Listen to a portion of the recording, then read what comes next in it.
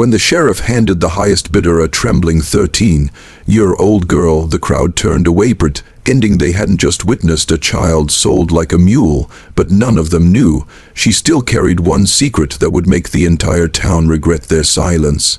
The first rumor that spread through Oak Ridge that morning was that the sky looked too clean for such a filthy act. Farmers walking down the dirt road squinted upward, some whispering that even God must have turned his face away.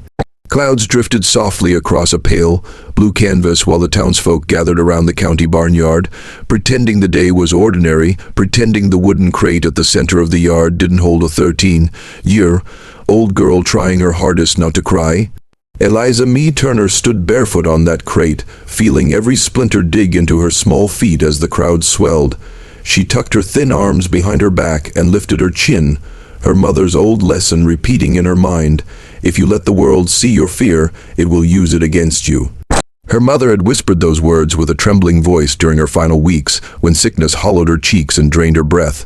Consumption stole her slowly at first, coughs like tearing cloth, nights spent shivering despite quilts layered thick as winter bark. Then, in a moment that shattered everything, she was simply gone. Eliza had spent the night holding her mother's stiffening hand, begging God not to take her last parent. But God had been silent. Now she stood where cattle usually stood, where wagons and horses were traded, where livestock changed hands, sometimes with bargaining, sometimes with laughter. Today, there was no laughter. The sheriff, a heavy man with a walrus mustache and eyes that had already aged years more than his body, stood beside the crate, reading from a sheet of paper. His hands trembled, though he tried hard to hide it. Everyone in Oak Ridge knew Sheriff Galloway was not cruel, but he was tired, overworked, and painfully aware that morality cost more than most people could afford. Next up for placement, he muttered, swallowing heavily, "Eliza Turner, 13, healthy, good work ethic, per teacher's report." Placement, the word felt greasy in his mouth. Everyone knew what this was, but the law did not know how to say it outright. The state orphan system was patched together with good intentions but rotten execution. Towns with too many mouths and too few kind hearts twisted the rules into whatever suited them. Placement was simply an exchange, a transaction, a purchase. Eliza lifted her eyes toward the crowd, the faces blurred into a sea of avoidance. Some stared at the ground, others looked at the sky. A few pretended to adjust their hats or talk to their neighbors. Not one looked her in the eyes, not even the women who clutched their shawls close, whispering that it wasn't their place to interfere. No one wanted to admit they were letting a child be sold. Eliza felt the sheriff step slightly behind her, clearing his throat. His voice cracked. Starting bid, $5. The silence that followed was suffocating. $5, the cost of feed for a mule, the price of a new pair of boots, the value assigned to her life. A gust of wind swept through the yard, lifting dust in tiny swirls around the crate. Eliza blinked back tears, but her throat burned. She wouldn't cry. She refused. If she cried, the men would shake their heads pityingly, and the women would whisper, "Poor thing." And nothing would change, but she wanted her mother. She wanted her father. She wanted someone, anyone, to step forward and say, "Enough, this isn't right." She scanned the crowd again. Her schoolteacher, Mrs. Keating, stood near the back, clutching her Bible. She looked as if she might speak, but Mrs. Keating was a widow with 2 small children. She could barely feed her own family. Next to her, Mr. Dobbs, the baker, rubbed his apron with thick flour. Covered hands. He had always given Eliza an extra roll after school, but today he couldn't even meet her gaze. On the right side of the barnyard stood Farmer Coleman, a man with a limp and a reputation for kindness. Eliza's heart leapt. Maybe he would take her in. But as soon as he saw the sheriff's eyes drift in his direction, he shook his head apologetically and stepped back. Eliza's shoulders sank. No one was coming. No one would save her. Just as the silence threatened to stretch forever, a man in a long black coat stepped forward. His boots were caked with mud from the north fields, and his expression was carved from stone. Grant Halcombe, the name sent a hush rippling through the crowd. He was known in Oak Ridge, not for kindness, not for cruelty, but for a sternness that bordered on chilling. Some said he had lost a son to fever years ago. Others whispered that he had buried more farmhands than crops. His wife rarely left their house. His farm, sprawling and surrounded by dense corn, sat like a dark island on the edge of town. "I'll take her," he said without emotion. No hesitation, no questions. He didn't ask her name, didn't ask if she could read or write, didn't ask if she wanted to go. He reached into his coat, pulled out coins, and tossed them onto the table. They clattered like broken bones. The sheriff flinched but counted them. It was enough. It was more than enough. Sold. Placed. He corrected himself awkwardly to Mr. Grant Halcombe. Some of the women gasped. A few men muttered, but no one stopped him. No one dared. Halcombe stepped closer. He smelled of soil, sweat, and something metallic. Something Eliza couldn't name but instinctively feared. He grabbed her arm, not violently but firmly, like he was taking a tool he had purchased. "Come," he commanded. Eliza's legs wobbled as she stepped down from the crate. The moment her bare foot touched the dirt, it struck her. She was leaving this place forever. The town where she learned to write her name. The schoolyard where she played tag. The path where her mother once walked her home after spring storms. Everything familiar slipped away like water through cupped hands. She turned her head one last time. Mrs. Keating covered her mouth. Mr. Dobbs looked sick. Sheriff Galloway looked ashamed, but no one moved. Halcombe tugged her forward, across the yard, past the barn, toward a wagon hitched to a weary-looking mule. The wagon's boards were splintered, its wheels patched with rope. It looked like a vehicle built for burdens, not travelers. Eliza climbed in, clutching the side rail as the mule jolted forward. The wooden wheels screeched on rocks and dry earth. As the town shrank behind them, she felt something inside her tighten, like a knot pulled too hard without breaking. She wanted to scream. She wanted to jump from the wagon. She wanted someone to chase after her, shouting her name. But the road stayed empty. "You'll earn your keep," Halcombe said suddenly, not looking at her. "You work, you stay. You don't work, you don't stay. That's the rule." Eliza swallowed. Her voice felt trapped. "Yes, sir," she whispered. "Speak louder. No mumbling in my house."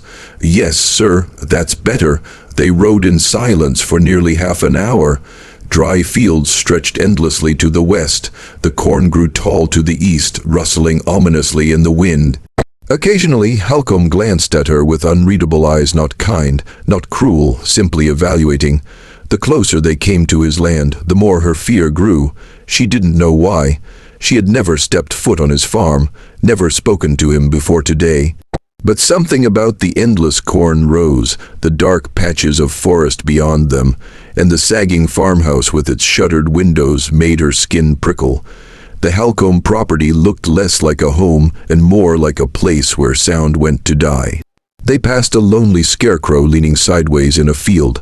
One of its button eyes had fallen off, leaving a hollow socket that seemed to watch her. A chill rushed down her spine. Ahead, the farmhouse appeared. It was taller than most homes in Oak Ridge, but far older, its white paint peeling, its roof sagging, its porch rail cracked. A dead tree stood near the barn, its branches reaching upward like twisted fingers. Halcombe pulled the reins. "Get down." Eliza stepped off the wagon as the front door creaked open. A woman appeared, thin with graying hair pinned tightly behind her head. Her dress was clean but faded, her expression empty except for a flicker of surprise at the sight of Eliza. "This is Martha," Halcombe said gruffly. "My wife?" Martha nodded, but her eyes softened as they landed on Eliza.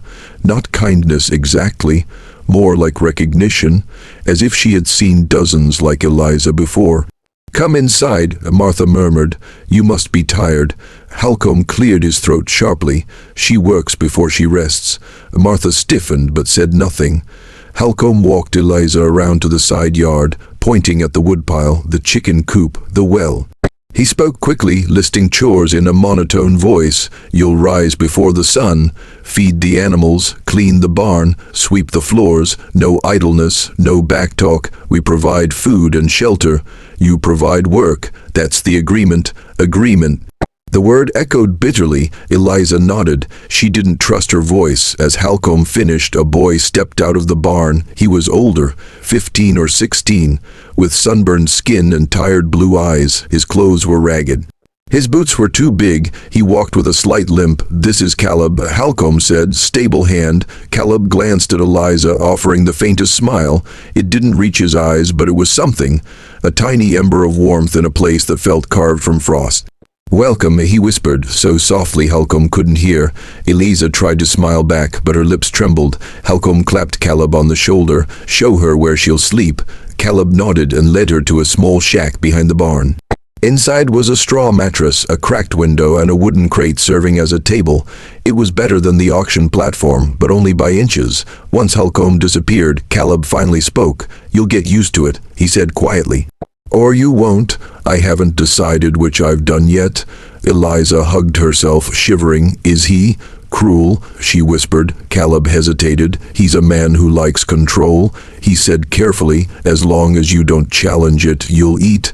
Eliza's stomach twisted. She sat on the straw bed, clutching her arms around her knees. Caleb lingered at the door. "If you need help," he murmured. "Tap twice on the wall at night. I'll hear." Then he slipped away. Eliza lay there for a long time as the afternoon sun dimmed behind the hills. The silence was so heavy it felt like another person in the room. She could hear the distant clucking of hens, the rhythmic creak of the barn door, and the wind moving through the corn, a hollow, unsettling sound like whispers trying to reach her. As darkness spread, she closed her eyes and whispered the prayer she had said every night since her mother died. "Lord, keep me brave, keep me alive, keep me from disappearing." But even as she prayed, she sensed the truth. This farm was not a place where prayers rose easily. It was a place where hope came to fade, where secrets thrived in shadows, where the voices of the lost drifted through the fields. Still, she held on to the spark inside her, the tiny, stubborn flame her mother had planted the day she was born. A spark that would either save her or burn everything down. She didn't know which yet, but the auction was over. Her old life was gone, and her story, the one hidden behind Oak Ridge's silence, was only just beginning. The Halcombe farmhouse always looked grim from the road, but living inside, it was something else entirely. It wasn't the kind of sadness that made a home quiet. It was the kind that made silence feel alive, like a creature perched on every staircase, watching. From the first hour, Eliza sensed the house had learned how to swallow sound. When Martha showed her the kitchen, Eliza heard no clinking pots, no bustling footsteps, no humming. Things most kitchens carried like a heartbeat. Only the faint rattle of a loose shutter tapping against the siding and the heavy thump of Halcombe's boots pacing across the floor upstairs. "You'll wash vegetables here," Martha said softly, her voice barely louder than the rustling of the corn just outside the window. "And wash dishes there, mind the shelf, these plates belong to Grant's mother." Eliza nodded, though she felt like asking 1,000 questions. Why is everything so quiet? Why does the house feel colder than the outside? Why do your hands shake when he walks in the room? But poverty teaches a child to think twice. Hunger teaches them to speak only when necessary, and fear teaches them to speak only when safe. And this house did not feel safe. Martha guided her through each room with an almost fragile gentleness. She moved carefully, as if her bones were made of glass and the house itself was watching her. When they reached the parlor, Martha paused. "This room is never used unless Mr. Halcombe says so." It was a strange room for a family that rarely had visitors. A grand piano sat in one corner, keys yellowed with age. Several framed photographs lined the mantel, sepia portraits of people long dead. One picture showed a small boy with curly hair, smiling brightly. The frame around his portrait was dusted more than the others. Eliza touched the edge of the piano, tracing the carved wooden vines. "Do you play?" she whispered. Martha hesitated. "I used to." "What about Mr. Hal?" Martha flinched slightly at the name. "No, he doesn't like music anymore." Eliza didn't ask why. She knew grief when she saw it. She had held it, carried it, breathed it. Whatever story lived behind that dusty piano bench was carved deep in Martha's ribs. They continued the tour. The root cellar, the sewing room, the pantry. All were functional, tidy, and strangely lifeless. No children's toys, no books lying around, no warmth lingering in corners. Just an old house doing its best to remember what love used to sound like. Eventually, Martha led her to the back of the house where a small door creaked open with a reluctant groan. "Your chores begin here." A wall of heat slammed into Eliza as she stepped inside. It was the washroom. Boiling tubs, soap blocks carved roughly by hand, wooden washboards leaning against buckets. The smell of soap and wet fabric clung to the walls. "You'll wash Mr. Halcombe's work clothes every morning," Martha said, "and sometimes the stable boys' clothes, they go through them fast." Her voice dipped at the last sentence, as if the words carried memories she wished she could erase. "Sometimes," Eliza asked. Martha's eyes flickered, full of shadows. "Yes, when they're still here." Eliza's heart skipped. Still here? How many had left? Why had they left? Or what had happened to them? Before she could ask, the heavy creak of floorboards echoed overhead. Slow, deliberate steps. Martha straightened abruptly, and her voice sharpened to a whisper. "Go back to your room now. Supper will be ready in an hour." Fear tingled in Eliza's spine. "Is he? He's in a mood today," Martha whispered, her hands trembling. "Go, quickly."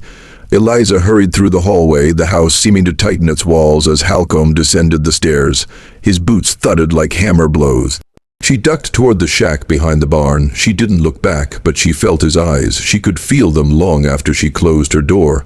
Eliza learned the rhythm of the Halcombe farm the same way a bird learns the wind, by surviving it. Mornings began before dawn. Caleb woke her with 2 soft knocks on her wall. The first morning, she startled so hard she fell from her straw bed. "Sorry," Caleb whispered through the wooden planks. "Didn't mean to scare you. Sun's almost up." She opened her door and found him standing there, rubbing his eyes. His shirt was torn at the shoulder. His boots were ripped near the heel. He looked exhausted, but he smiled anyway. "You'll get used to mornings here," he said. "The roosters start crowing at 4, but Halcombe starts earlier." "What do we do first?" she asked. He chuckled. "Work. No malice, no sarcasm, just truth. They fed the chickens, gathered eggs, hauled water, cleaned stalls." Caleb moved like someone far older than 50. Each motion practiced, each breath weighed.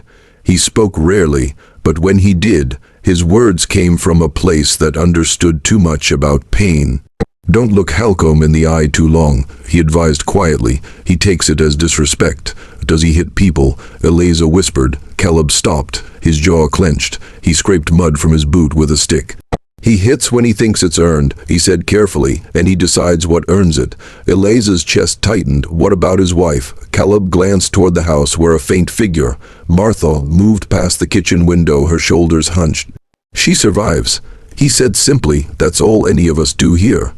By noon, Eliza's arms ached from scrubbing and hauling. She had cuts on her hands from the rough buckets, but she didn't complain. Complaints were memories of easier times, and easier times were gone. Inside, the house grew no warmer. Halcombe watched her like one watches a stray animal, distrustfully, suspiciously. He would sit at the head of the table during meals, chewing loudly, staring between bites. His eyes were the kind that saw too much and understood too little. Martha served quietly, barely touching her own plate. She never sat until Halcombe nodded. She never spoke unless spoken to, and she never looked Eliza in the eye while her husband was present. But when he left the room, her gaze softened, almost guilty, as if apologizing for something she couldn't change. On the third day, as Eliza carried wood to the stove, Halcombe's temper cracked like brittle bone. "Faster," he barked. She quickened her steps. "You're spilling ash." She steadied the bucket. "Not enough wood," I said. "Full bucket." Her fingers trembled. "Yes, sir," she whispered. His hand clamped around her arm, squeezing hard enough to bruise.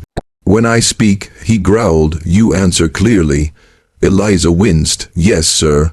His grip tightened, then released suddenly as Martha rushed into the room. "Grant," she whispered urgently, "the pastor's here." Halcombe dropped Eliza's arm like hot coal and wiped his hands on his pants. "Tell him I'm coming," he muttered, then stalked away. The moment he left, Martha knelt beside Eliza, gently touching her arm. "I'm sorry," she whispered. "He's been worse lately." Eliza swallowed tears. "Does he hurt you too?" Martha flinched at the question, her eyes shimmering. "Pain comes in many forms," she said softly. "Some you see, some you don't." Her voice cracked. She quickly stood up and hurried after Halcombe, leaving Eliza alone with her trembling breath. As the sun dipped behind the hills, the farm transformed into something else, something almost haunted. The shadows stretched long across the fields, pooling between the corn rows like ink. The wind carried odd whispers, the kind that made Eliza turn her head, though no one stood behind her. Caleb joined her at the water pump that evening. "You get used to it," he said, rinsing mud from his hands. "The noises, I mean, you hear them too," Eliza whispered. He nodded. "The corn, the barn, the wind. After sundown, it all sounds different."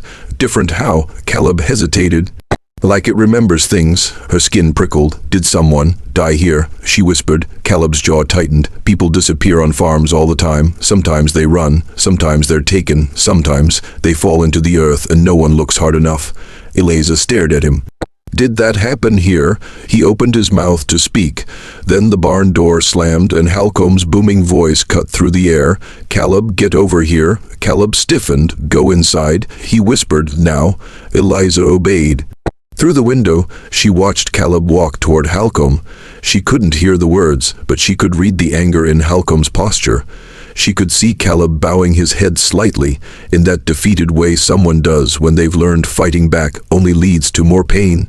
When Caleb finally returned to the bunkhouse, he moved slower. His shirt was torn at the collar. He didn't speak the rest of the night. Eliza didn't know what frightened her more, Halcombe's anger or the deep, quiet sadness carved into Caleb's face. Days turned into weeks, and the farm became a world with its own laws. Laws of silence, obedience, and survivability. But in that world, Eliza found small pockets of humanity. Martha began leaving food for her. An extra biscuit, a slice of apple, a warm cloth for her blistered hands. Each gift was hidden carefully, timed perfectly when Halcombe was in the fields. One evening, while peeling potatoes, Martha whispered, "You remind me of someone I once knew." "Who?" Eliza asked softly. Martha's hands paused in midair. Her voice dropped to a trembling hush. "My son." Eliza froze. You had a son." "Yes." A breath shuddered out of her. "He died, fever, years ago." Eliza swallowed. "I'm sorry." Martha nodded, blinking rapidly. "You have his eyes, and his stubbornness. He used to stare out the window like you do, like the world was calling to him." "Do you think it is?" Eliza whispered. Martha glanced toward the doorway, ensuring Halcombe wasn't near. For children, the world should always be calling. She murmured, "A child shouldn't be trapped here." Eliza's chest tightened. "Then why don't you leave?" Martha's face twisted painfully. "I made a promise, and promises can become cages." She didn't say more. Eliza didn't ask, but she understood enough. Then came the night that changed everything. It began with a storm. Rain hammered the roof. Thunder cracked the sky open. Wind whipped against the windows so hard the shutters rattled like bones. Eliza was hauling firewood when Halcombe's voice cut through the storm. "Eliza," she flinched. "Yes, sir. We're low on kindling. Fetch more from the shed." She stared at him, drenched already. In this storm, his eyes flashed. "You deaf, go."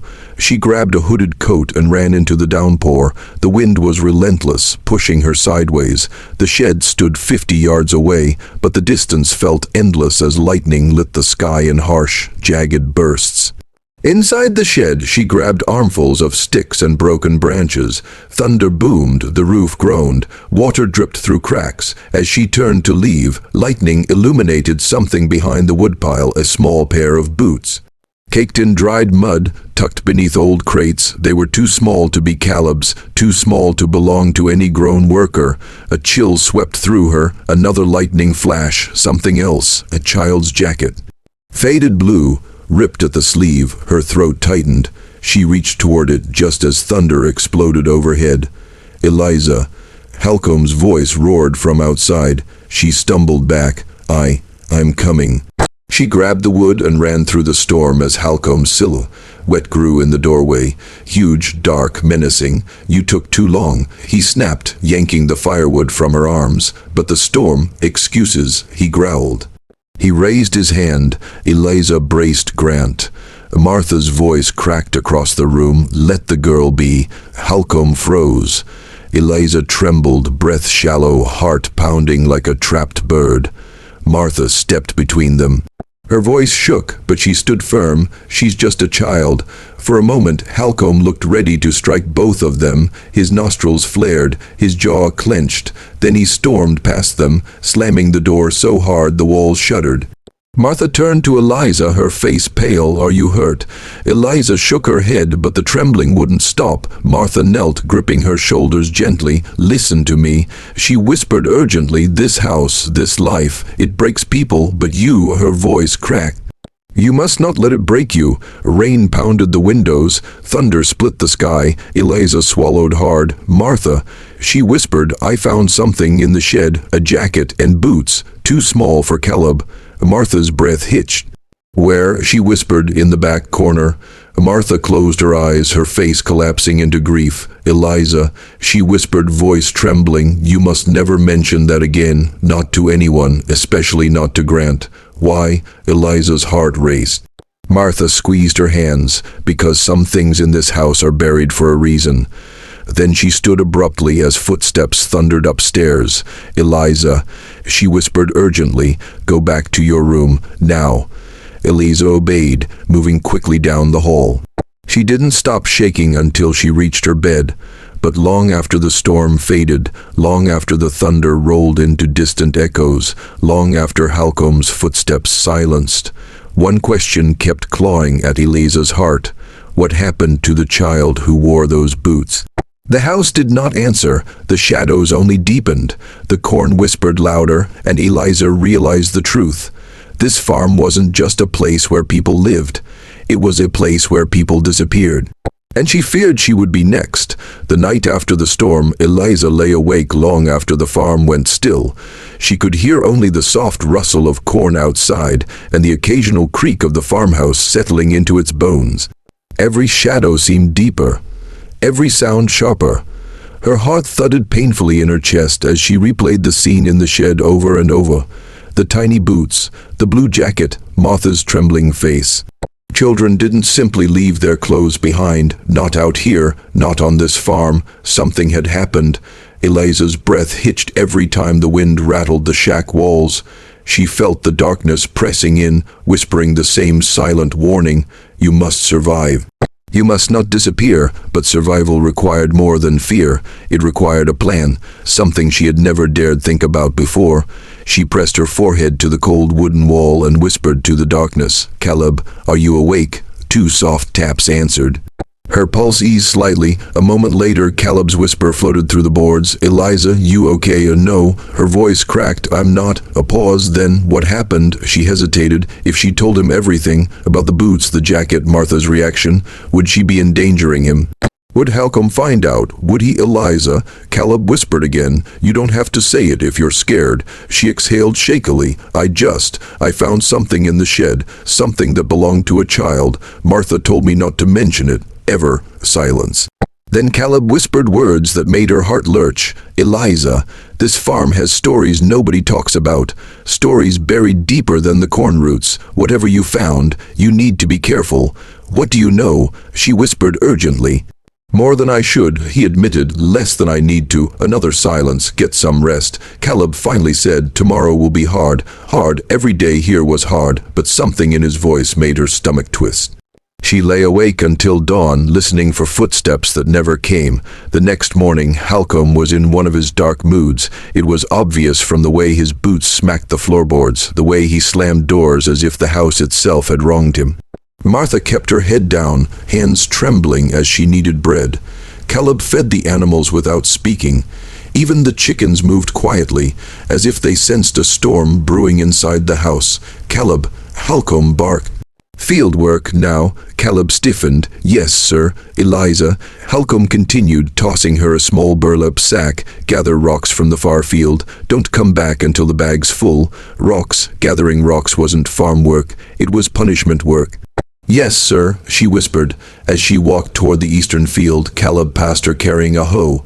His voice barely rose above a breath. "Stay near the road," he whispered, "and don't wander into the north side. Ever." "What's there?" she whispered. He didn't answer, just walked off, shoulders bowed. Eliza looked at the long fields stretching endlessly toward the horizon. The far field was half cleared, scattered with stones that hid beneath tall weeds. She knelt and began picking them up one by one, the burlap sack slowly growing heavier.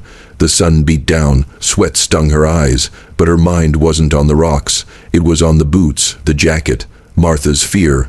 Caleb's warnings, and the boys who were here one day gone the next. What if the stories weren't accidents or runaway tales? What if Halcombe had done something? What if Martha knew? What if Caleb suspected? What if she was next? A sharp crack split the air like a gunshot. Just a tree limb falling, but it made her flinch violently. She pressed her hands to her face, feeling tears burning behind her eyelids. "I can't stay here," she whispered. "I can't." She remembered her prayer the night her mother died. "Lord, keep me brave. Keep me alive long enough to be more than what they're trying to make me." She was 13, but she felt a lifetime older. She needed to escape, but how? The fields stretched miles in every direction. The corn made perfect hiding places and perfect traps. Halcombe watched every movement. The nearest town was 3 miles away, and children on the run rarely made it farther than the road. But staying meant disappearing, and she refused to disappear. Her chance came unexpectedly, born from cruelty, as most things on the farm were. Just before supper, Halcombe noticed a chip in his favorite mug, a tiny flaw caused by no one in particular, yet enough to set his temper ablaze. "Eliza," he roared. She hurried in, heart pounding. "What is this?" He shoved the mug in her face. "You think you can break my things and walk around free?" I didn't." His hand snapped out, gripping her wrist so hard she cried out. "You're useless." He growled. "A mouth to feed, a mistake, Grant." Martha's voice trembled from the corner. He rounded on her. "You stay out of this." Martha looked like she might collapse, but she stepped forward anyway. "Let the girl go," she whispered. "Please." Halcombe turned back to Eliza and raised his other hand. Eliza's instinct screamed. She ducked. His hand sliced the air above her head. He stumbled slightly, surprised at that hesitation. One heartbeat of stunned anger was all she needed. She ran through the kitchen, out the back door into the fields. The sun had just set, and the sky glowed faintly purple. The corn towered around her, whispering like 1,000 ghostly voices. "Eliza," Halcombe roared behind her. His voice thundered through the fields. She didn't look back. Her breath tore painfully through her lungs as she sprinted between rows, ducking under leaves, dodging roots. Every sound felt amplified, the thudding in her chest, the cracking of twigs under her feet, Halcombe's furious shouts growing closer. "You're mine," he bellowed. "You hear me, you belong to me." She pushed harder. But the corn was confusing. Every row looked the same, every turn felt wrong. The sky darkened quickly. Panic twisted inside her. What if she ran in circles? What if she got lost? What if the corn swallowed her like it swallowed the others? A sharp pain stabbed her side. She stumbled, fell to her knees, gasping. "Eliza." Halcombe's voice boomed closer now. "I swear to God, I'll..." A sudden hand grabbed her shoulder, but it wasn't Halcombe. "Eliza," Caleb hissed desperately. "Get up." She stared up at him, breathless. "How did you... Come on." He pulled her to her feet. "We don't have time." She stumbled after him. "How did you find me?" She gasped. His voice broke. "I followed your footprints, and because I couldn't let you vanish like the others." Eliza froze mid-run. "The others?" Caleb's jaw clenched. "We talk later. Move." They reached the end of the field, where the corn opened to a dirt path. The pastor's wagon was approaching, slowly, lantern swaying gently in the dusk. "Pastor," Caleb shouted. "Please stop." The wagon halted. Pastor Whitford's eyes widened when he saw them. Eliza trembling, Caleb out of breath. "What on earth?" "No time," Caleb cried. "Please, take her." "Eliza," the pastor said in shock. "Child, what happened?" Behind them, Halcombe burst from the rows, face red, hair wild, breath ragged. "She belongs to me," he roared. She ran. Pastor Whitford stepped down from the wagon, placing himself between Halcombe and the children. "Grant," he said firmly, "that girl doesn't belong to anyone." Halcombe snarled. "You think you know the law better than I do. I paid for her." Eliza's heart dropped. There it was, the truth spoken aloud. Caleb stepped in front of her protectively. "You didn't buy her," he said through clenched teeth. "You bought labor. There's a difference. Shut your mouth, boy, and know." Martha's voice cracked through the evening air. Everyone turned. She stood in the path, hair loose, cheeks streaked with tears. She carried something in her trembling hands, something wrapped in a cloth. "Grant Halcombe," she said, voice quivering yet loud enough to carry. "I won't let you hurt another child." Halcombe froze. Martha walked forward and unwrapped the cloth. Inside lay the tiny pair of boots and the faded blue jacket. "Eliza found these," Martha whispered. "In the shed. You told me you burned our son's clothes after he died, but these aren't his. They belong to the other boy, the one before Caleb, the one who vanished." Silence fell like an avalanche. Halcomb's face twisted. "You don't know what you're talking about." "I do." Her voice trembled harder. "You didn't bury him. You buried what you did to him."